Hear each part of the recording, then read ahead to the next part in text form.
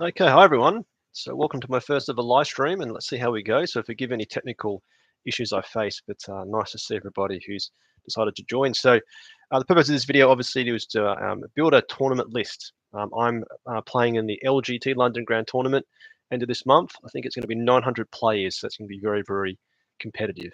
And not to say it's going to be not going to be any fun, because obviously they'd have a good time, but obviously going to build this list with that mindset in place. So this video is going to cover three sections, being my approach to list building, a look at then the mission pack, or the terrain layout as well for the LGT, and then finally a list discussion where I'm going to basically go through the list I've got in mind and take any feedback that pops up in the chat at all. So hopefully you can see the screen all fine, and if you can't, please tell me. But the first thing we're going to review is my approach to list building. So let's start off. I'm not the best player in 40k. I play probably once a week, but I do aspire to be quite a good player one day. But this is definitely my approach to it. So let's start with the Billy basics of basically building yourself a list. So firstly, and again, it's really basic, but pay attention to the army and detachment rules. Okay, so it's pretty simple for guard. The army rule is voice of command, give orders. The detachment rule, we've only got one, is lethal hits for squadron or regiment units. So that obviously means, and the easiest way to think of it from the start is, which units don't benefit from that. Okay, the best example I can think straight away is Bolgrams. They don't actually benefit, except for one key inclusion of a specific character model, which you all can guess, from the army rule and the detachment rule, because they're not regiment or squadron. You get around it with a certain character, as you all know, but that is the first place to start. Another ones to call it would be Ratlings. Titanic vehicles don't benefit from those army rules except for one character assisting them. And also all the flyers, actually, and none of them are squadron, and then quite a few of the weird and wonderful forge or kits as well. So that's one thing to think about. And again, an easy way to think about it is which units don't have squadron or regimental keyword, because that instantly sort of makes the decision a bit quicker. Then probably more of a maybe more of a like medium to advanced one is choose the list style. So there are numerous styles of list you can play, and one good thing about Astra Militarum is you can choose your own adventure to a degree. We're obviously a very shooting focused army, where it's typically defined as a horde army, but certainly in the current meta, things are changing a bit. So stat check, what this basically means is, can your opponent even deal with a list? So an example would be if you could fit on the terrain to take 2 Titanic models, 2 Baneblades, for example, or 3 Rogal Dawns, or a pure tank company, or maximum Bolgrams, where your opponent just can't deal with them. Another one potentially also was flyer spam. Could your opponent deal with flyers? And some armies simply couldn't. And certainly I've seen some other colleagues, or not colleagues, but friends of mine play flyers and do very, very well because some lists just can't deal with them. Mass destruction is probably the same as stat check, in the sense that, do you just go to absolutely brutalize your opponent to make him feel a bit salty after the game, in the most polite sense, and just basically blow up all their stuff? And if you've got no models, you can't play the game, obviously. That for guard probably is less easy at the moment, because we don't have much when it comes to melee output. We're mostly shooting, and definitely shooting is definitely a method of destruction where you can avoid that simply via hiding in terrain or avoiding line of sight. The next, which is a bit more sort of my style, is MSU, which stands for minimum size units, I believe, or multiple small units. It could be, you could debate the acronym. And basically you're just going for maximum bodies on the tabletop, bodies and also unit count. And typically there you're probably aiming for, definitely with guard, below 200 to 180 points. And that is basically a way to think about it. And then of course with that, if you lose a unit, you don't feel too bad, yeah. Versus if you went for mass destruction, you lost a big unit, you feel pretty bad because it's worth a lot of points. Scoring as well, this obviously somewhat interfaces with MSU. With scoring is that, do you focus on lots of units that have got potentially lone op, deep strike, up and down deep strike? We've got some good examples you can definitely think of, being Gaunt's Ghost or Kalidas Assassin, where basically you focus more on outscoring your opponent. And also another way to think about with scoring for guard is, never forget that battle line is a fantastic tool. OC2 on little tiny bases, and OC4 on a mortar base, a little tiny mortar base, you can definitely out OC pretty much anything in the game. And of course, you give the order, duty and honor, suddenly your OC 20 of little blokes sitting on an objective is suddenly OC 30. And not only that, it's about securing yourself an objective, but taking objectives off your opponent as well. Okay, then of course, it's a mix of both, mix of all. So I certainly feel my style is more what I call combined arms. I don't like SKU lists personally. I can't play that. And I like to have a lot of stuff. So I'm probably more merging on this side. You'll certainly see this come through when I basically put the list as well. Then, as I said, SKU lists. Yeah, let's not forget good old SKU lists. Some people are happy to take just a couple of very nasty things. So is it for us a tank company? Is it an infantry company? Is it fly spam, as I said? And that's certainly for some people, some of your opponents, they just can't deal with that. Maybe if you took, how many could you fit? I don't know, 200, that's, oh boy, 10 Leman Russ potentially with some extras. Could they deal with 10 Leman Russ? Could they deal with 300 infantry? I don't know if you even could afford that actually in the current point costs. Or could they could deal with flies, as I said before. Now, SKU list obviously takes a very specific style. So if you take tank company, what's going to actually do your actions? That's the thing. Are you going to basically make a Leman Russ do an action for you versus 10 infantry dudes? Okay, what's next? All right, then now this is probably helpful for some of you who are a bit newer to 40k, because certainly this took me a long time to get used to, and I've been playing 40k now probably since 5 years now, actually, as I reflect. Is which units do you use? Now, the first place to start is what does each unit do? Okay, so again, a bit of experience. You can probably look at a Leman Russ battle tank and go, that is about surviving and killing stuff, versus an infantry squad is about doing not surviving and killing stuff, but doing more jank. There's probably, and this is a very basic definition of this, and if you disagree in the chat, please tell me. Make sure I can see the chat. Is you've probably got what we call scoring units, mid-board contesting units, and then also damage dealing units. So a scoring unit would be, for example, 5 Tempestus Scions. A mid-board unit would probably be Bulgrams, and a damage dealer would be probably a Leman Russ or a Rogue or Dawn. Now, those examples can all do each of those in different scenarios. Yeah, so Tempestus Scions could do damage dealing against some occultists, not accursed cultists, some cultists on an objective. Likewise, a Leman Russ battle tank can do scoring, and either of those two could do mid-board, battle play, and in varying degrees of effectiveness. But it's probably you'll get quite clear. So, say Rattlings are scoring, a Baneblade is damage dealing. Bulgrams are definitely the ultimate in mid-board, but Leman Russes could also be mid-board contention as well. So do look at the unit and basically think what it actually could do for you. Now, one that I certainly picked up from an opponent recently is always just look at the point costs as an indication of what it can do. Now, this sounds really basic, but I think it's probably more helpful in game is if you ask your opponent, how many points does that unit cost there? Now, if they go 450 points, you're like, crap, that's going to do a lot in this game. If they go 45 points, you're like, well, that's not going to do as much this game. Yeah? And of course, you've got to balance with that. Is it a single unit, single model, or is it 10 models, or is it 20 models? So 20 models that cost 450 points is certainly terrifying, but less terrifying than one model that costs 450, for example. Yeah, that's a way to think. And then definitely with guard, you can look at it and go, okay, Tempestus Scions cost 50 points. What are they going to do? They may do a bit in certain circumstances, but versus a Demolisher tank command at 205 points, what's that going to do? Probably quite a lot. Likewise, if you look at, say, 6 Bulgram, which cost you 180 points, I think it is, or whatever it is these days, that is certainly more terrifying than Rattling Snipers at 60 points, for example. Then the other way to always remember it is the synergies across other units. Now, this certainly obviously over-indexes with characters.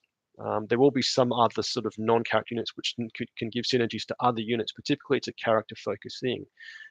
So definitely as you start to build it out, if you're focusing on scoring and all you're taking is just Kadaj and Jungle Fighters, for example, then look at what units can help them. And they're going to be obviously all the officer models, also Colonel Strachan, for example, and Sergeant Harker is all the muscle man with the big heavy bolter.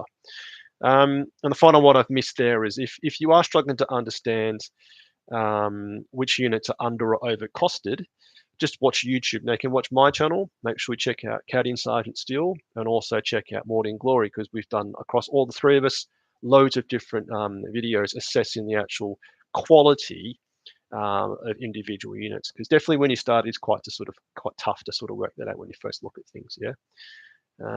Cool. And the last one when it comes to building a list, and this is pretty I think it's pretty basic to start. And I didn't feel this way when I started, to be honest, 5 years ago. But just look at what other players are using. Yeah, so if you've got a pal who plays in a local club or local friendly gaming store who plays Guard, ask them what they play if you're starting. Yeah, but if you really want to sort of play tournaments and be more competitive with all your mates or the local scene, check tournament reports. Now, the best place for this is either BCP, but you will have to basically subscribe, or Goonhammer. Goonhammer is fantastic at twice a week. They basically do a summary of all the winning lists in the last weekend's tournaments, and there have been quite a few Guard winning lists recently, and definitely that's been a lot of inspiration for me as I've looked to play Guard a bit more or get better. Is basically what units they're playing, because if the best people are playing them, they must be a decent unit. Yeah. Now, I simply say here, or is it? Because just because some of the best players are taking a unit doesn't mean that you or me can pilot it correctly. Yeah, so definitely we're going to look at a combination, which I've had a lot of encouragement from, to take 3x6 of. You can all guess, but personally, I don't. That will not work for me with my game style. So, of course, you've got to look at the best players they're using, but always ask if what they're using will work for you, because maybe your play style is, maybe you're all about stat check. Maybe you want to take as few models as possible and just outmuster your opponent off the tabletop, for example. Yeah, or maybe you are purely about skew list. You purely want to bring throne and infantry, and that's the way you play. So don't feel pressured to obviously play it the way the best players do, but that is a way to think. It's like if the best players are using that, then probably it is a good unit. Yeah. Okay, so let's now. Now we're going to get on to evening, KDS finest. Good evening. Good to see you. Now let's quickly get on to the LGT mission pack. So one thing to call out is if you are based in the UK or play UK TC terrain, that type of thing, is it's fixed terrain placement. And typically the UK TC terrain is quite dense terrain. So basically what we can see here is mission 1, Terraform Swift Action. And you can see, obviously, it's the super wonky Tetris deployment zone. But from here, you can basically see that it is relatively dense. And I've played this in an RT. And when you think of this one already, is a question of where do Rogal Dawns deploy and where do they fit? Yeah, so there's a couple of places they can. I'm not sure if my cursor can see, but just on top of the home objective, it could deploy. And then basically at the bottom in the center, just on the slight right here, could deploy as well. But where do they go from there? Yeah, so 2 Rogal Dawns already, you are potentially you are facing some maneuverability challenges, or are you? So let's just quickly peruse through all 5 because I'm only going to play 5. But then we've got Purge the Foe with Smoke and Mirrors. Again, as far as fitting big vehicles are concerned, you've got 2 distinct places, being outside of the home objective on the bottom center left here, or basically just outside of the top left objective in the deployment zone. But again, you're getting a feel for the type of terrain layout we've got in the UK. Here's mission 3, Take and Hold, with 6 objective markers. And again, here, having played it, feeding 2 Rogal Dawns in here was actually incredibly difficult, having played it before. What's next is then Burden of Trust. This looks slightly better, but if you have a look at the terrain pieces, just on the left-hand side here, you've got a 5-inch gap on the left-hand side.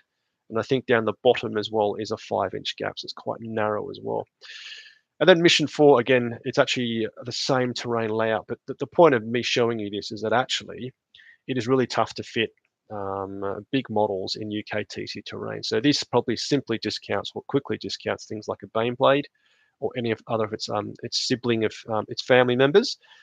Is there's only a few places it can fit. So in this deployment zone, it could fit somewhere. In this deployment zone, it can fit somewhere and not leave your deployment zone. And in this deployment, that's the same. That's okay, can fit there. But yeah, we're already seeing that in UK TC terrain, things like super heavies will struggle to fit from an Astra Militarum point of view. You could rapid ingress it or coming in from reserves, but obviously that is not ideal. Okay, so with that all in mind, now let's get on to the main course, which is the actual army list. So, I love a spreadsheet, so forgive me, but what we've got here is on the left here is the actual list I've got in mind. What I've got over here is then all the units I've got painted and assembled. I've then got some other ones which aren't assembled, which I could paint up and get ready. And then just some guidelines for how I'm approaching this. Obviously, fixed terrain is typically very dense. I prefer MSU builds. I prefer combined arms. I'll be nice in the chat. If you are a patron or member, sound off, and any super chats, channel members, or patrons get extra consideration for any suggestions they make. So I'd love to hear what you think about this list I've got going. So, okay, light green is basically all the characters, both epic and non-epic characters. Baby blue is battle line, and then the vehicles, non-vehicles are in grey, and then obviously vehicles are here. Now, I'm going to go from basically call it the ones I'm very confident with. And if you're in the chat or if you come in after and watch the video at another point, I'd love to hear your perspective on what I've got right or wrong. So what I'm very concrete on, okay, so Lord Solar for me is concrete in as far as simply he basically drives synergy across your entire army. And obviously, because you get an additional CP in your command phase and you can redeploy 3 units before you roll off, is very, very helpful. So I can't think of a way without using Lord Solar. I've seen some winning lists that do not have Lord Solar, but personally at my skill level, I think Lord Solar is a really good inclusion. Now, laddering onto that is then for me the platoon command squad being attached to him, and they have a mortar team, and also they have got the Grand Strategist enhancement. Now, again, this is all linked to Lord Solar. 24-inch order range for me is just too good to say not to. Otherwise, he just goes down to 6-inch order range, and that's obviously very terrible. Again, I've seen other lists not use that combination. They've managed to make Lord Solar work, just run around the tabletop by himself, but not at my skill level.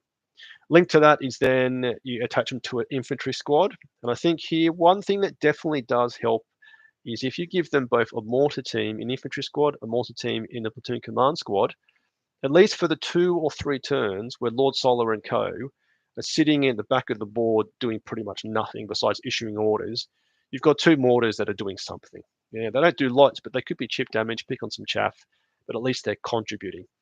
And certainly from my play experience, you want to be pushing Lord Solar probably at least by turn 3. You should have them ready to push out and actually do something, because otherwise that is 100, 260 points doing nothing all game besides obviously issuing orders, generating CP, and maybe locking down the backfield. But I do feel where I've been most successful is where I've pushed him up and basically got him in the fight in at least turn 4 at minimum.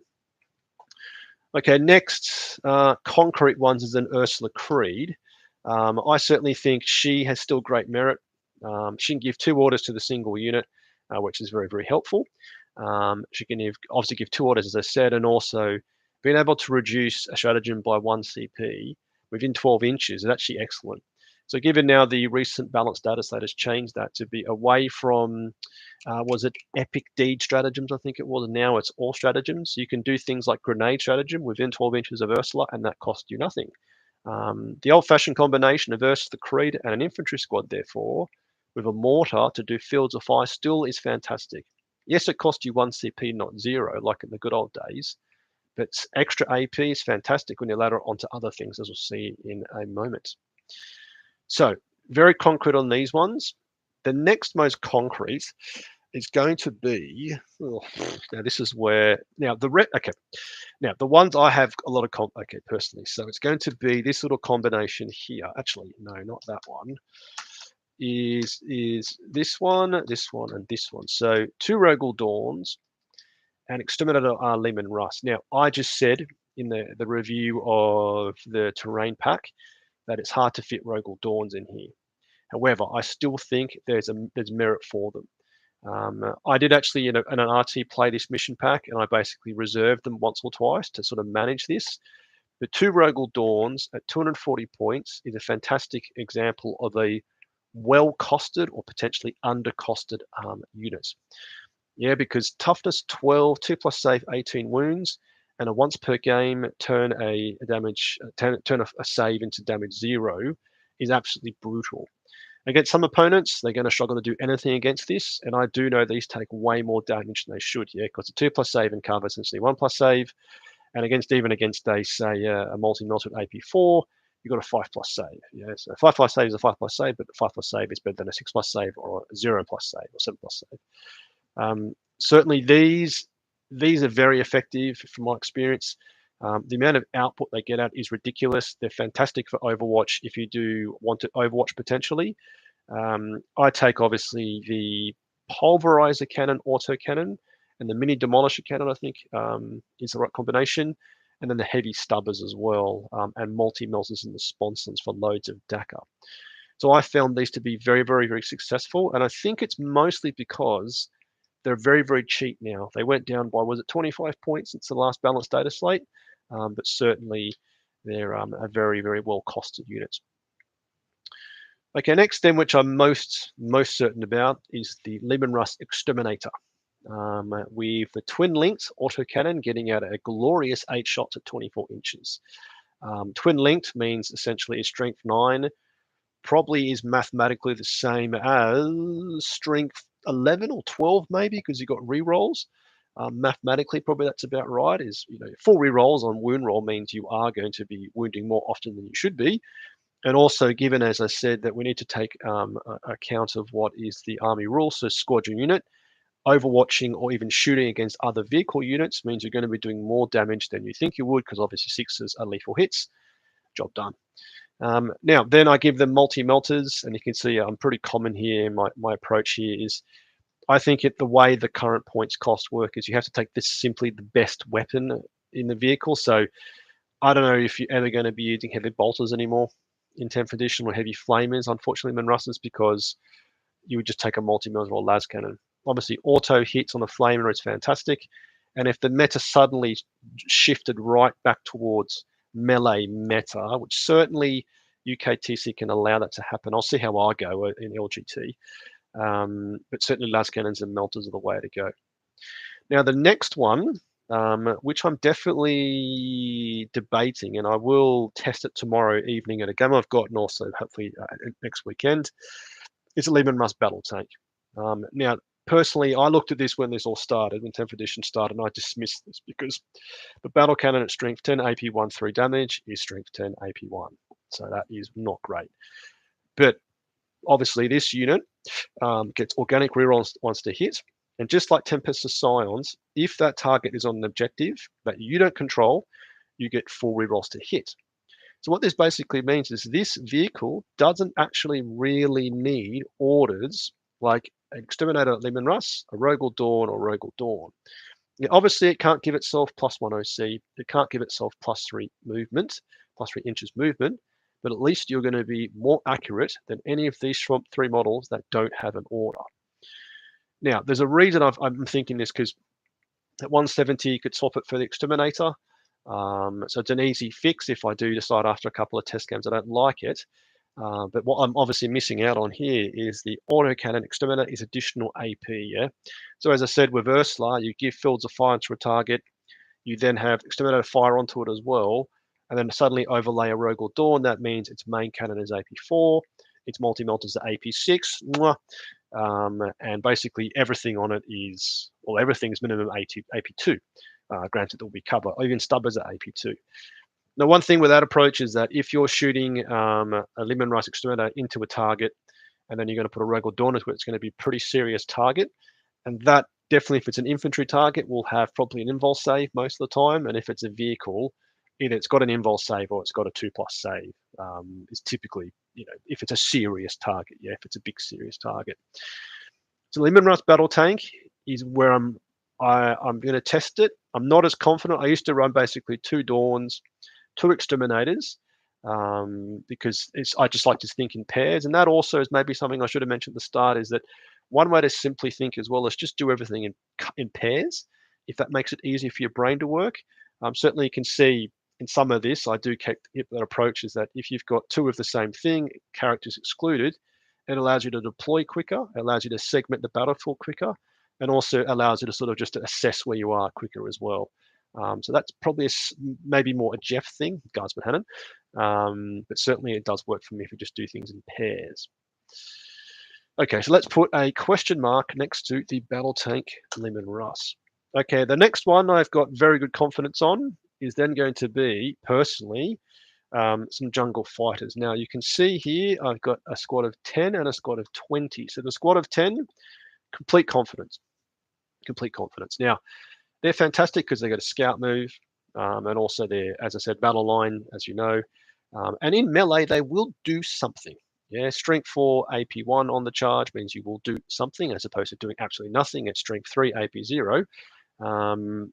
And yeah, I think 55 points for them. I know it's only 50 points different, but that early scout move for me is critical, and actually establishing, potentially an early screen or just pushing you towards an objective if you went first. Yeah, I certainly know playing all the UKTC terrain layouts is that often the outreach objective, and that's almost the objective that is your natural expansion in turn 1, if that's been quite technical, will either require you to advance or give +3 movement. Yeah. Now, with a scout move, that basically means that unit can get there without having to soak up an order or risk an advance roll. So actually, scout move in UKTC terrain is fantastic for that early game sort of expansion out. Yeah, I've been quite technical here with my tactical thinking. If you take 10 catagens plus Draco, then oh gosh, yes. Well, we'll debate. Okay, fantastic to hear.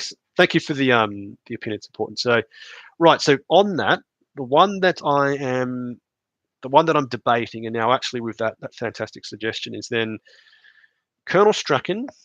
Yeah, now Colonel Strachan is an absolute beatstick. 55 points for him is ridiculous. Like, I know he's only toughness 3, 4+ invul save, and I think 4 wounds, but reroll hits and wounds, lethal hits if he leads the units on the charge, obviously, and then anti-monster 4+ is good. Now, when you combine him with some jungle fighter friends, you've suddenly got +1 strength and +1 AP. So his claw, the claw, is suddenly AP3 strength 7, I believe it is.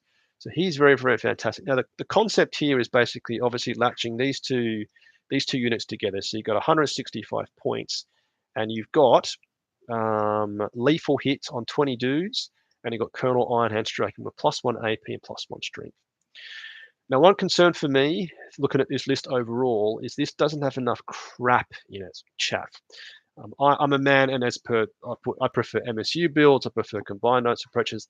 One thing I look at this list from my play experience which is not necessarily the right way to go, is I could do with one more unit. Yeah, I really would like one more unit because that make me feel comfortable. Yeah, it's not pushing my abilities, but it'll make me feel comfortable. Now, with this, we could split it into 2 by 10. That makes Jeff feel better. Or as per the suggestion, we could insert a Chimera. Now, a scout moving Chimera with dudes inside is fantastic. And that basically means I'm going to go from, let's say, 2 units here, or 3 units, which is 2 by 10 and one character, to basically 3 units, but one of which is more robust and probably do more damage than 10 jungle fighters. Yeah. Now, how many points is a Chimera? I'm not going to embarrass myself. I should know this stuff because I've been playing Go for 5 years, as I said. But I think, let's have a look at Here we go. Dedicated transport. Chimera, 70 points. So 70 points. Let's put this down here. Chimera for some who wish to pronounce it that way. 70 points. So if that is 265, I could drop 55 points there, and I could drop 15 points from Grand Strategist. And I think I would basically be there, almost there. Yeah, so 55 plus that is 55, 60, 65. Okay, I'll almost be there to insert a Chimera. So Chimera is the first audience participation suggestion, which definitely will be taken on board. How many Bane Blades? Well, Bane Blades, no, we're not taking. I'm sorry. I want to, but as I said, UKTC terrain, it won't fit. Yes. Okay. All right. So Ghost, you can run Strack and Silent Chimera. He's a little rocket. Fantastic. Okay. Thank you. Yes, and a good point about the Chimera. So, yes. So, given he would be with his friends inside, they can debus 3 inches from the Chimera, as you know, and he can give an order once he's disembarked, which then means you've got normal 6-inch move, 3-inch move as well, and then you could charge him and tie something up, for example. Okay, so you gentlemen or ladies are winning me onto the Chimera. Okay, so Chimera. So let's agree Strachan is an X for now. That means I'm included, but I'm going to mark him as yellow because I want to discuss a concern point I've got. Now these ones is in a question mark because I may have to drop it down to 10 and insert the Chimera. Okay, the next I've got a lot of confidence in, and audience participation is always appreciated here, is the Earthshaker Carriage Battery. Now, as you all know, indirect artillery car park for guard is dead because you can't hit above 4s. Yeah, and I think that's good for the game because it was pretty oppressive and bad for us that you just have to take, 2 Manticores, 2 Basilisks, 2 Earthshaker Carriage Batteries, and something else which has got indirect because it made for a pretty uninteractive style of play, and actually you can't win many games that way. But this unit, for me, is fantastic because -2 to move, advance, and charge is still a fantastic control piece. Given it's indirect and it's organically hitting on 5s, but hitting on 4s with an order plus heavy, you almost, and what the point of that is that you can't get any better. You're not making it worse here. So if you take a Basilisk or a Manticore, because it could hit on 2s in the old days and hits on 4s, it's well shiter than what it was. But the Earthshaker Carriage Battery hasn't really got any worse. Well, if you hit on 3s, you know what I mean, but like principally, and also linked to that, 120 points is a lot cheaper. And given it is a regiment unit, it can receive orders from Ursula Creek, Colonel Strachan, or Platoon Command Squad. So it's not soaking up the crucial 3 orders that Lord Solar can give to any of the non-squadron vehicle units or regiment vehicle units, which you're going to see in this list, and you can see them already. Also, D6 plus 3 at strength 8, AP2, 2 damage. It's fantastic. Now, a good old-fashioned trick we can't forget, which always is going to be a way I play, is if your opponents put something cheap and cheerful on their home objective, pick on that all game, yeah? Okay, so of course, depending on your opponent, if they've got some superchargy stuff you want to control it early on, put the indirect fire on that, of course. But if you have got the board state to basically allow to start doing that, pressure your opponent mentally, pick on their backfield holding units, or basically, if you can do it from the start, basically do that. Because if you kill a unit off that, obviously they may lose a home objective or force them to keep another unit on the objective and soak up more resources, yeah? So for me personally, Earthshaker Carriage Battery has served me very well. The one thing to be concerned about, though, it's not a vehicle. It's super squishy. And if anything gets close to it, it will disappear. It's got a 4+ save, 7 wounds, toughness 7, 6 wounds, I think it is 6 wounds, or 5 wounds, but I think it's 6 wounds. So it is quite squishy. But for me, I think it's a fantastic inclusion. It served me very well. Yeah, thank you. Thank you, Ghost 9 PM. Have you tried Basilisk? I relate to debuff even. Yeah, so that's what I said is, yeah, I think the Basilisk, as I said, is just because it was so good before, now it's a bit crap. And arguably, Earthshaker Carriage Battery does exactly the same thing. It doesn't have a heavy flamer, articular missile, and isn't a vehicle. But, if your Earthshaker Carriage Battery gets blown up at the back of the board, then you're going pretty bad, which happens to me quite a bit. Okay, so next on here is going to be 2 blobs of Bolgrams. Okay, now we're going to discuss this at length because I had some fantastic suggestions, and this gets one of my good Battle Brother friends, Adam, has suggested this as well. Is some people say you should take more. Yeah, now, again, I don't like SKU lists. I prefer lots of cheap stuff. And personally, for me, I found 2x3 Bolgrams fantastic, absolutely fantastic. 4+ invul save means against some very nasty stuff, you may just bounce all the damage. So in an RT a while ago, I think 3 Bolgrams held up Bellicor for two rounds. Now that doesn't sound like a lot, but if you know Bellicor, he's pretty nasty. And I think in the first activation he killed one, and in the second he basically killed both. But the point is that they can hold up some nasty stuff. Now 4+ invul save is a 4+ invul save, but then against everything else which isn't as nasty as Bellicor, -1 incoming damage, 6 up, feel no pain means, as you know, they're going to hang on a lot longer than they should. Now, what kills Bolgrams is loads of low-level shots or low-level stabbing. Yeah, that's where they die, because they've only got a 4+ save. They will basically crumble to loads of bolters or loads of power weapons, for example. But 2x3 for me is absolutely fantastic because they fit perfectly into what I said before at the beginning of the video, is the mid-board presence. Yeah. Now, let's be very clear. Their output is not amazing. Even with Lord Solar hitting on 2s, you're wounding on 3s at AP1, 2 damage. Now, AP1, if these were AP2, these would be rock stars. AP1 obviously is AP1, which means Space Marines have got a 4+ save, which is not terrible. And also armor contempt would mean against Terminators, they're back on a 2+ save, which is awful to deal with. However, they will stand up to more than they should. They will, against 5 Primaris intercessors, for example, or the scout dudes who skull over the place. They could basically kill them. But given their survivability stats are so unique for Guard, none of these other units have got invul saves besides, Strachan and Lord Solar. And no vehicles have got invul saves. You can give an invul save, obviously, with the engine C, but nothing else has got invul saves. Nothing else has got organic damage reduction. This is a fantastic data sheet, which is very well costed for 10th edition Guard, yeah. And if you disagree, I'd love to hear perspective as well. So, yes, let me just have a look. I'll come back to this. Cool. Now, the one thing I then have a lot of debate. Now, one thing I must call out here is my battle brother, Adam King. If you're watching, make sure you shout out there. He's always been baiting me. He's like, Jeff, take 18 Volgrams. I'm like, man, I can't. I can take 12 maybe.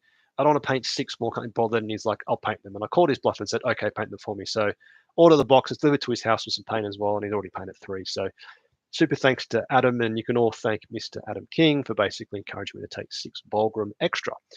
Now, this for me is a big step in inverted commas because we are putting a lot of points into a unit, which I'm not comfortable with. Now, I'm going to try that tomorrow in a game and obviously on the weekend as well.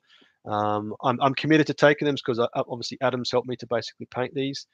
But this, interestingly, then introduces a very different piece to the overall list here, because you could probably argue that these 4 units here can bully their ways onto objectives, can threaten your opponent both damage output and also mentally, in inverted commas, because if they see one of these coming, they're going to pay attention. See one of these coming, they're going to pay attention. Are they going to pay attention to a 3-man blob of Volgrams? Yeah, yes, but not really like, oh, God.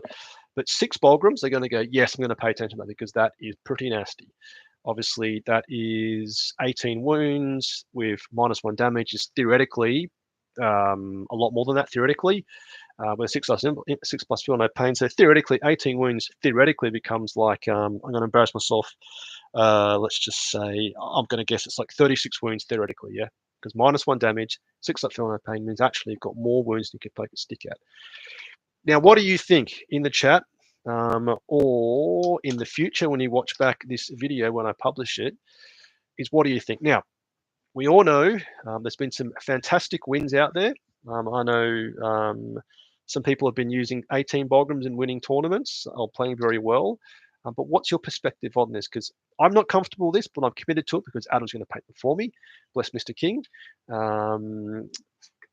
Let's have a look. So then, at least Solar can give Volgrams better saves. Useful shaking. Yeah, good point. Yeah, that's a good point actually, because Volgram's organic save is 4+, invul save is 4+, in cover suddenly got a save of a 3+.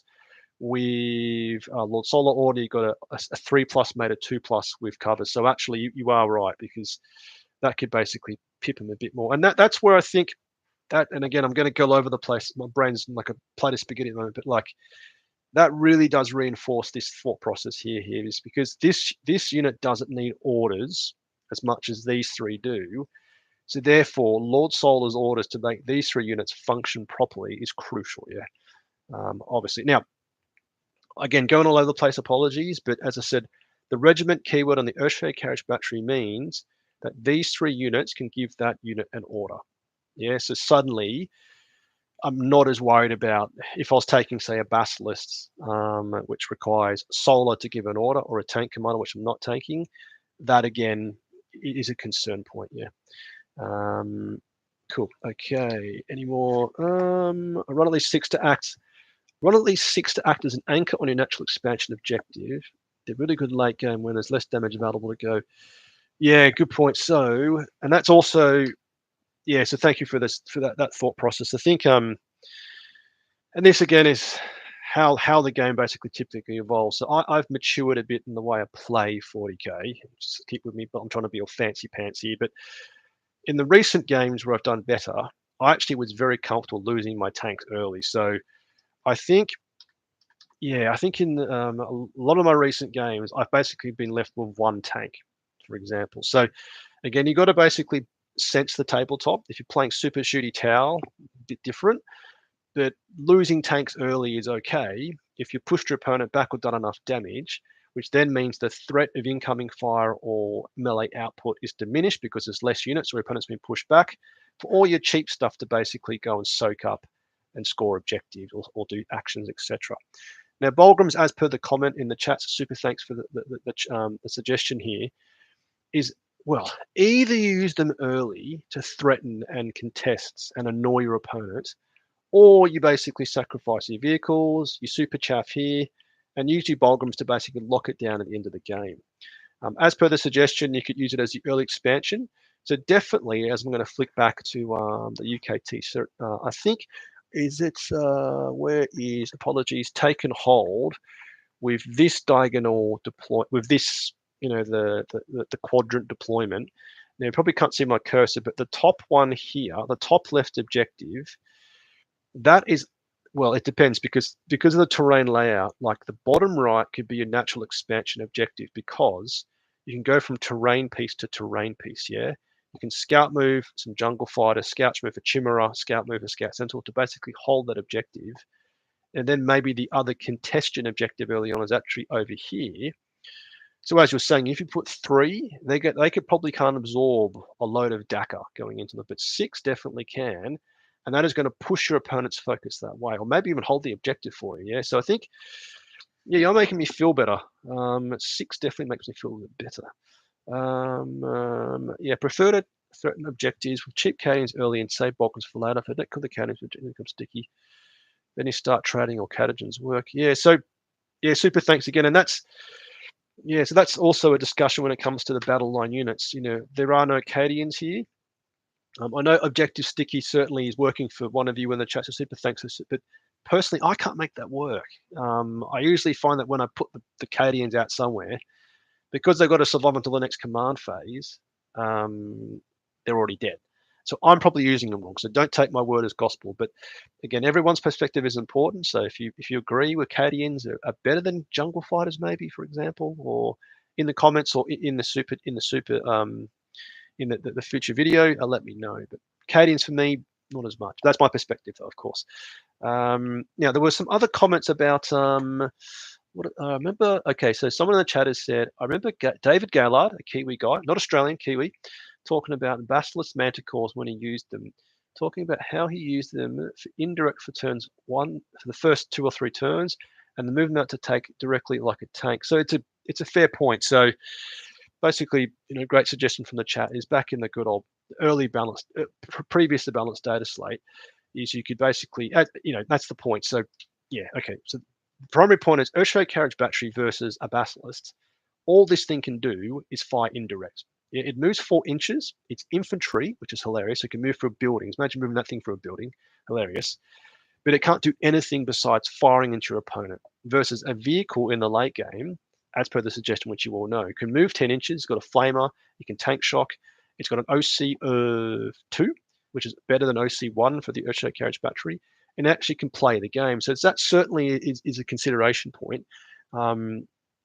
Is taking a vehicle that can do more than just shoot indirect, or something that just shoots indirect.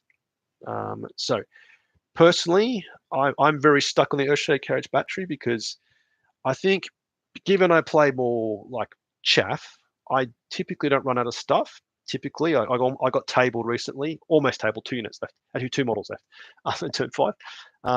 So typically, I don't get I don't run the stuff. But certainly, if you're going for a more aggressive build, maybe you were taking 18 Bolgrams, which means you've got none of this stuff here, for example, then taking a Basilisk, which can function in the late game, probably is more important in that style of list. So thank you for the commentary. It's very important. I get to hear this as well. And hi, Will. Nice to see you, mate. Are you coming to LGT? I can't get to Warminster to ever now because I've got a baby, but I will get down there at some point soon. And you're Adeptus Mechanicus look awesome, by the way, on Instagram. Cool. So, okay. Now, the final ones, which have then have got probably less question marks for me personally, is the Tempestus Scions. Now, 50 points for 5 dudes is 50 points for 5 dudes. They're cheaper than what they were before, 55 points. And if given they've got organic reroll wants to hit, or full rerolls against a unit on an objective, essentially their ballistic skill of 2+, essentially, yeah, mathematically, which means they don't need orders. Also 50 points perfectly fits into my idea of mission play. Clearly, in turn 2 and 3, if necessary.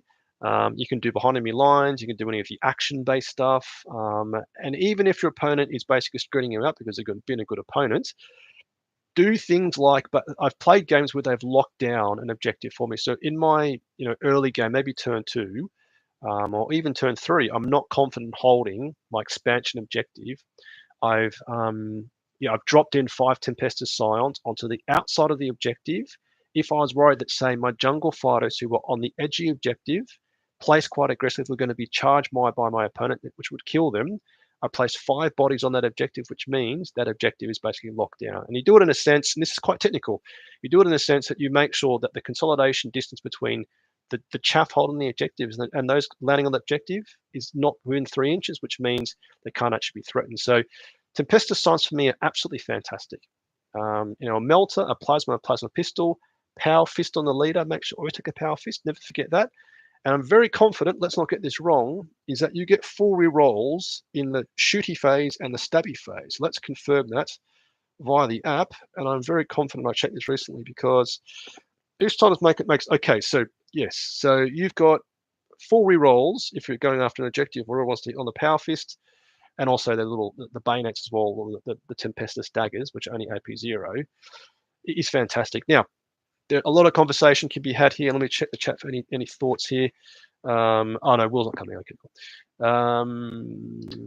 Yeah. So the signs for me again, I think they're fantastic, but I've seen other lists which take them in blobs of 10, and I've seen other lists which also take the Tempestus command squad as well, because obviously sustained hits with dudes who get full rerolls against an objective means against pretty much anything non-vehicle, you're going to clear them off the objective or give them a lot to worry about.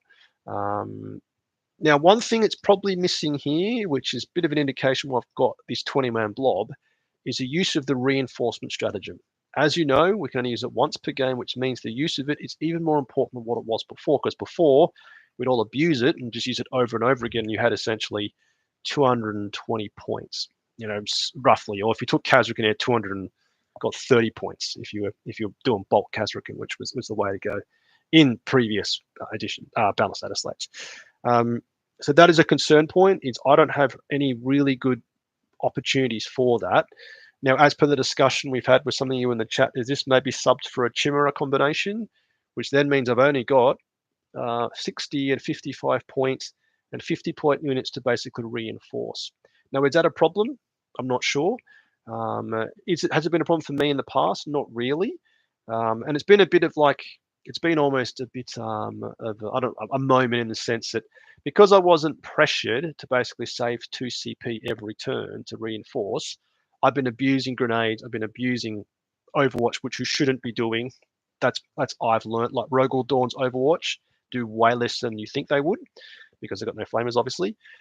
Things like tank shock, things like grenades, and also the favorite of mine, the most technical one you should always be using is on Lord Solar or the platoon command squad, inspired command, opponent's command phase, issue an order, make some dudes OC +1 and take the objective off your opponent. So actually it hasn't been that bad for me, but I think reinforcing 5 Tempestus Scions is good, reinforcing 10 jungle fighters is great, or even infantry squad as well. So I don't feel as bad about that now I talk about it anymore.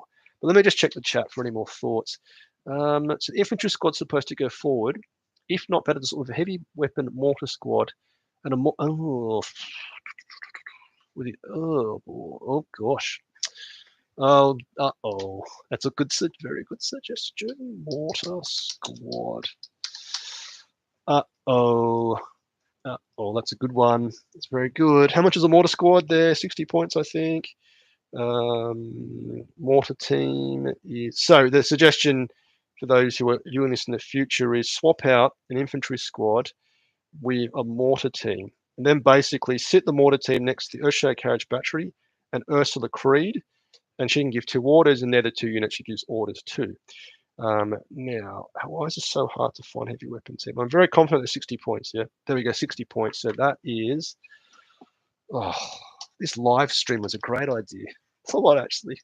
So that is perfect, because now that being said, I have in the past basically used Ursula and her little blob of friends in that sense of basically pushing up quite aggressively, in the sense that particularly in, and again, you can't see my cursor, I believe, but in this diagonal deployment, she typically deploys in the top where the 20 inches, yeah, the top left, that's where she deploys with her friends and co, is right there. And then she's a second wave to get onto the top left objective.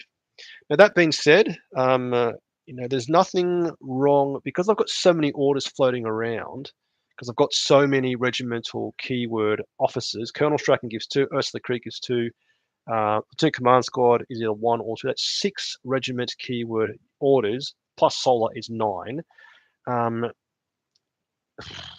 Yeah, because then, and again, I'm talking about this layout here. So you'd have the mortar team top left by the 20-inch symbol, Earthshaker Carriage Battery babysitting that there. Ursula with the mortars, she can then support any battle line units which are going to secure the top left objective, while the Earthshaker Carriage Battery is cared for by Lord Solar and co. Yes. Now, the only thing with that in the chat, can we check? The only thing in that is that she's obviously by herself. Then she's not attached to a unit. She can get indirected if that still exists, and she can also get. She's also a prime candidate for assassinate by 3-inch deep strike. Now, 3-inch deep strike is now quite normal. The ones I hate the most is, I think it's Inceptors, a space which my battle brother Adam King uses. He used to, well, not anymore, maybe. Is that they can 3-inch deep strike with their plasmas. Ursula just goes puff of smoke. Now, that doesn't mean she shouldn't be used. She shouldn't be used by herself, but certainly, Mr. in the chat, or Mr. in the chat, Mr. or Mrs. in the chat, is that unit can contribute way more than an infantry squad can all game. And given it's only 60 points, I've suddenly gone from having 2 mortar squads, 2 mortar teams, to 5 mortar teams, which means I can do legitimate chip damage. Yeah, so fantastic. I love that. That's really good. I'm glad I'm doing this chat, because I've seen some good ideas.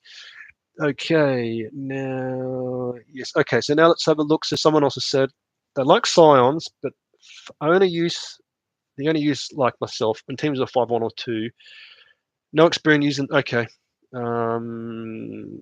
okay, and the same now. Yeah, deep strike threat and rapid ingress must have. Okay, so good stuff. Yeah, so someone is agreeing that deep strike and a rapid ingress threat is always good in any list, and definitely it's a very strong fort there. Now, again, a fantastic comment in the chat as well has said 6 chimeras with 60 catagen. Now, I own 4 chimeras, as per what you can see on the right here. I've got enough catagen. Now, I've seen another battle brother, Callum, use this. I think he went 6, didn't you, Callum? You Matt? Well, he did do 6. You're crazy. Now, the one problem with this potentially in UKTC terrain is that you face the dilemma of a car park. Yeah, so as you can see, UKTC terrain is quite dense, as you know, and you do run the threat of both running out of space, particularly in this quadrant deployment here. Yeah? Now, also, if you do that, you've got how many points is that? That's 330. Let me get my calculator. Right, 55 times 6. 55 times 6 is 330, and chimeras are 70 times 6 is 4. Oh, fuck. Sorry. 750 points you've sunk into units that can't actually kill much. Yeah, okay, so they can kill chaff, but anything serious, they will not kill it. Yeah, because AP1 on a flamer is AP, well, ignores cover. Okay, ignore that. AP1 on a flamer is AP1. AP0 on las guns is AP0. So the one thing with that is you won't actually hurt nothing. Now, you could, 770 points plus this here. Okay, so 820, Okay, you still got 400 points left. You took that combination. Personally, I've run 4 before. I think it's overkill. I think 2 is fantastic. Now, this is my perspective. Now, however, as per the suggestion, I think 1 is actually a pretty good bloody shout, because another thing to think about transports, and again, this is me being all technical, stand by, is not only are they tougher to deal with, and definitely not in our not in our list, maybe for Bulgrams, is that they basically make charger units and melee units even more threatening. Because as per what you know, they debust 3, they then move, they then charge. The extra 3-inch movement is fantastic for charging units. So again, against my battle brother Adam, who plays Black Templars, he puts them in pulses, and I'm freaking terrified of those things, because he plonks it on, like, so the top left objective here with this L shape. He plonks it exactly an inch off the wall in that objective piece, and he can basically threaten everywhere. Yeah, he's basically got a theoretical 9-inch move plus a charge of 21, means he can basically touch into my deployment zone if he gets the impulsor there quite quickly. Now, for Guard, that isn't necessarily as good, because you could do Bulgrams, and Bulgrams are Bulgrams, but are they crazy like Sword Brethren? No, but they're still terrifying. But definitely the way to use them is almost to think of them as whatever the Russian dollies are, where you like pick them up, take them off, and they get smaller, smaller, bigger and bigger. Is that again, theoretically, if you put a Chimera in the top left here, the top left objective in the L shape, and you were threatening down the bottom left here, is that you could basically obviously scout move it, put it there, get the boys out, and then behind them you get more boys to go into it, and they do the same thing. Yeah, so if you were playing the 6 Chimera list you're talking about, and had even more infantry behind it, you could basically use it as like a staging, but a little command bunker that basically jumps across. Now, in justification for the 6 Chimera suggestion, and also the single Chimera suggestion, is double flamers are double flamers. Yeah, double flamers are fantastic for Overwatch. They will actually do something. And I think one thing to think about Overwatch is that you want to be overwatching against targets you have got lethal hits. So overwatching a Chimera versus a Land Raider is less wise than a Rogal Dawn versus a Land Raider. You know, it's a pretty bad example, Land Raider, but at least you've got lethal hits on a Rogal Dawn. But overwatching, you know, Tau Fire Warriors or some sort of Tyranid bioform little thing is going to be fantastic with flamers and, you know, potential, well, and also, what is it going to be, 12 las gunshots out of the top as well, and a stubber. So certainly that's got merit as well. Okay, any more suggestions? No. So let's then sort of tick off the stuff I'm less worried, I'm less sure about. So the Rust Battle Tank, I think, is definitely an inclusion now, because if I am going to take 3 squads of Bulgrams, I need the orders, basically. I need the 3 precious orders from Lord Solar to work, which means there will be several turns or several scenarios where I can't give an order to these 4 units, and they have to go to these 3. So if I basically make it only 3 can't get an order, as opposed to 4, that's fantastic. It's one less thing for me to worry about. Of course, it can't do +3 movement, it can't do +1 OC, but at least it's always going to be accurate. And one thing to call out, which again, in a recent RT, someone called out to me, is that this gets the full rerolls if on objective or it wants to hit organically in Overwatch as well. And so that for me, I was like, bing, I was like, how could I not even realize that? So after playing 10th edition for a year and this game for 5 years, little things like that take a while to sink in sometimes. Okay, so that's sweet. Now, 6 Bulgrim, I think, well, I have to, because Adam's painting it for me. So Adam, I'm going to take it, but I'm definitely going to test it. I'm going to do my very best in the confines of having a baby and also doing loads of renovations in my flat. Is I want to get at least 2 games a week before LGT, which means theoretically 6 practice games. Go Jeff, if I can do that. But this for me is a very new piece structurally for me, because previously I had basically 2x3 with these points going into Scout Sentinels or extra jungle fighters, for example. But this now introduces a 5th scary unit, yeah, because basically these are all now scary units, yeah. Cool. Okay, then we've got the infantry squads for mortar. So I think, so I've been burnt by Ursula being assassinated. But I do think, because they're only OC1, yeah, the mortar squad. They're OC1 each. Yes, they are. They're not going to be OC. No, they're OC2 each. Oh, okay. That's better than I thought it was. Okay, so that's OC6. That's OC10, obviously. And you can make this OC9. Now, OC9, unless you're going into other battle line, is enough to basically out OC anything, yeah?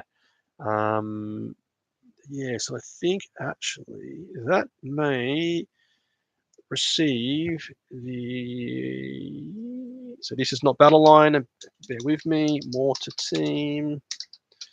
So that's not, it's not battle line. Yeah, let's do this. Let's change the color in case anybody forgets what Jeff is doing. So that is, and the best thing is it's 60 points, as you know. So that is easy mathematics for me at whatever time it is in the UK, almost 9 o'clock. Like I said, super thanks for that. That's really nice of you to suggest that. And this is what this is all about, is me learning from you and you maybe learning something from me. Maybe.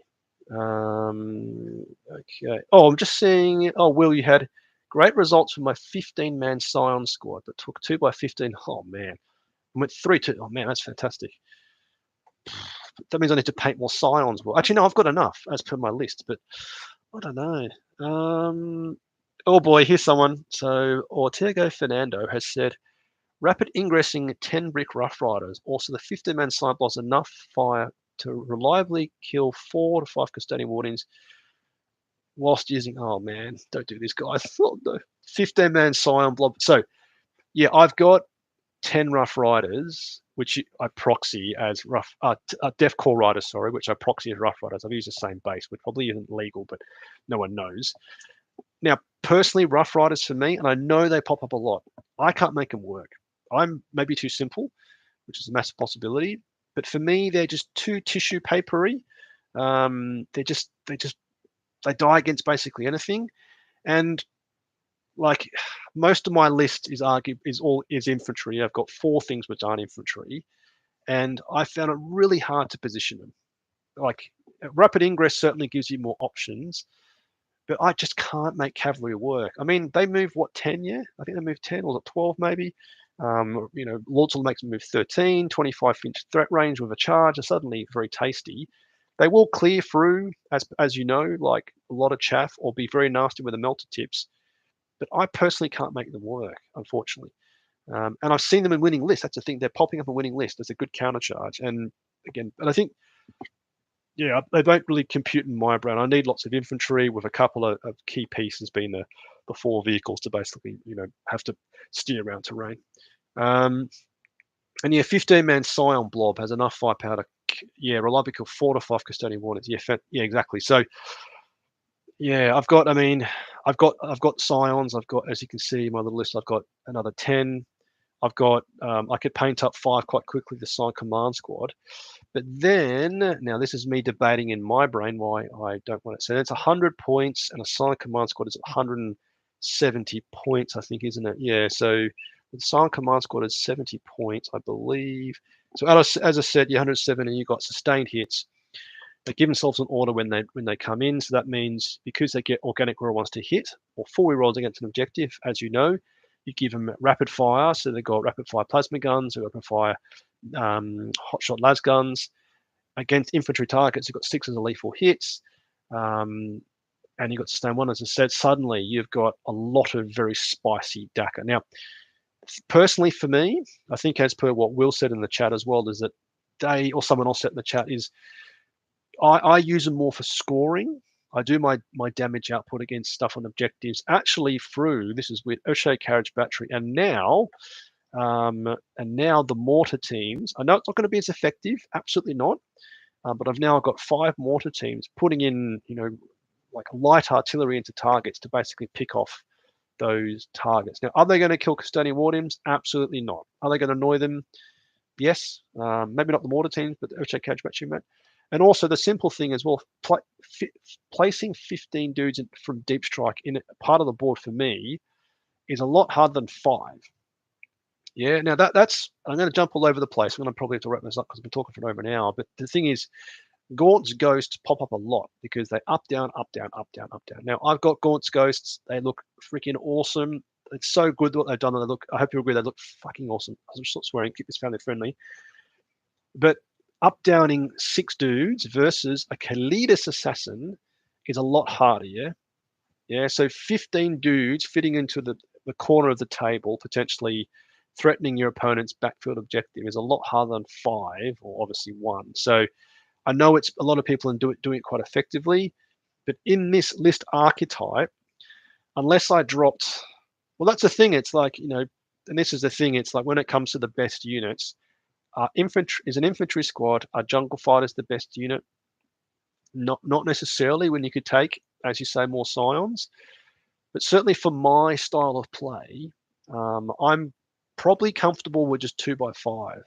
I do have this lovely idea of playing like pure scions one day. I'm going to paint a Valkyrie as well, which is going to be fantastic. But the big blob is scary for me. 190, it's a lot of stuff. It's a lot of bodies as well, which won't fit in many places. Yeah, okay. Will's saying, yeah, it doesn't work for him. Cool. So thank you all for the comments, and love to hear more. So the next one, and then the next combination. Now, I think Colonel Strachan needs a bit of an indulgence. Yeah, it's a bit of an indulgence because we've got 3 actual melee units. Yeah. Now, as I said before, they're not guaranteed to kill things. They're guaranteed to be very annoying, but they're not guaranteed to kill things. Now, Colonel Strachan by himself, as I said, is an indulgence. I've got 55 points I could put elsewhere. Something which is missing for me, which I really, really enjoyed, was Sentinels. Now, I've got 5, which can be Scout or Armored Sentinels. I think I've actually got more than that. I might even have like 6, I think. No, I've got like 6. I've got loads. Yeah, I've got 6, maybe 7 actually. Is the Scout Sentinel, because obviously Scout move is fantastic, as you know. And then also the reroll ones to hit is a fantastic multiplier. Yeah. So again, this is just general guard is the best we're hitting on its 3s. Now 3s is still 3s, but 3s reroll 1s. Okay, exclude the Tempest of Scions is a lot better than hitting on 3s. And if someone's got stealth or pop smoke or got some super jank like that, hitting on 4s is terrible. And if you can't give that unit an order, hitting on 5s is obviously dog poo. Yeah, so that for me is a real concern of mine, is having no Scout Sentinels, because I usually took at least 2 because I think they're fantastic still. Anyway, so Strachan. Now the 20-man blob, again, is a bit of an indulgent. It could simply be 2x10. Yeah, take 2, then it's 1 more unit of chaff. Or as per the fantastic suggestion, do we interject a Chimera here? Now let's do some mathematics. So stand by live as you see me manipulate Excel, and I should be quite good because I use it all day at work. I'm lucky that my job is indoors all day and behind a laptop. So if I put 70 points here, I put Chimera there, Chimera if you want to call it that. So we're 265. I take away Jungle Fighters 55. I take away that will be 60. Oh, it is right. Let me check. Is that right? 60 points for a command squad. I should know this. How embarrassing. Yeah, boy. Yes. Yes. Jungle Fighters 55. Chimera 70. Oh, yeah. Yes. So. Oh, bringing back transports. Oh, Callum will be happy. Callum, if you're out there. Oh, yes. And the best thing about that is, if we got a Chimera, as per the way that the game typically plays it out, is that if we go to this one here, which is a fantastic example, is, and again you can't see my cursor, but in the middle left, just outside of the center of your deployment zone on diagonal, where the 2 red arrows intersect, is where you can deploy the Chimera. 6-inch movement basically means it can already start to park itself in this 2-piece terrain set, which becomes an L in the center left. Park itself in there, an inch off the wall. You then got jungle fighters to spray out and basically be annoying and wrap stuff up, or maybe try and bat your opponent into moving out. And then you put 3 Bograms in there.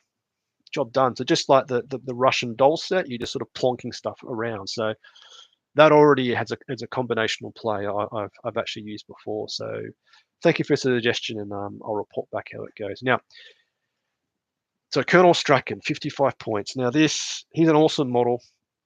He reliably will kill stuff in melee, reliably. but 55 points is actually 60 points because I've got 5 points left. Yeah, so what across here is 60 points. So Scout Sentinel, 60 points. Is it 60 points? I should know this. I'm very confident it is. Yeah, Armor Sentinels. Okay, 60 points. What else is 60 points? So there's 60 points. I mean, this is obvious. There's 60 points. I don't think I need any more characters, do I? No. 50 points. Primaris Psyker. How much are they? They're more than that, aren't they? Like 85 points or something. Primaris Psyker. 60 points. Oh, no. It's weird. Primaris Psykers, when 10th edition launched, they look to be absolutely amazing, but then they're just not, are they? I mean, if you could put them on like Catricans, that'll be amazing. But given they can only buff, obviously, Battle Line, I believe, then it's a bit just meh. Oh no, they can go with Catrican. Oh, they can. Sorry, and Tempest, but I don't know. They just haven't really worked. They don't really do enough. And again, it's like if you put, can't be shot outside of 18. No, 4+ invul save on Custodians, and they couldn't get a 4+ invul save. Very different to putting it on like 1 wound dudes. Yeah. But I don't know. Scout Sentinel. Oh, another no Taurox. How much is the Taurox? Because I've used the Taurox and I know I don't actually need it. I've painted it with the wheels. So it looks a lot better. I got to find 5 points. But the good thing about a Taurox is it's a lot smaller, so it fits in sneaky places. And given it can move in advance. So Lord Solar, you've got a 15-inch movement. It can advance 18-inch, and then the boys can get out. It means you can basically put a load of chaff in someone's face very early. I don't know if that's needed. A Taurox. But then beyond that, everything else is. I mean, Standard Inquisitor, they're 60 points, even less than that. But they basically give you CP regeneration. I don't need that because I've got Lord Solar. Ogrim Bodyguard. I've got taken Mortar Squad. I don't know. More science. 50 points, more science. But then I don't know. I really don't know about this one. I'm gonna have to test this because I'm not sure. So if anybody in the chat has got a firm perspective on Strachan, now is your chance because I need to wrap this up because it's been over an hour of me rambling at you.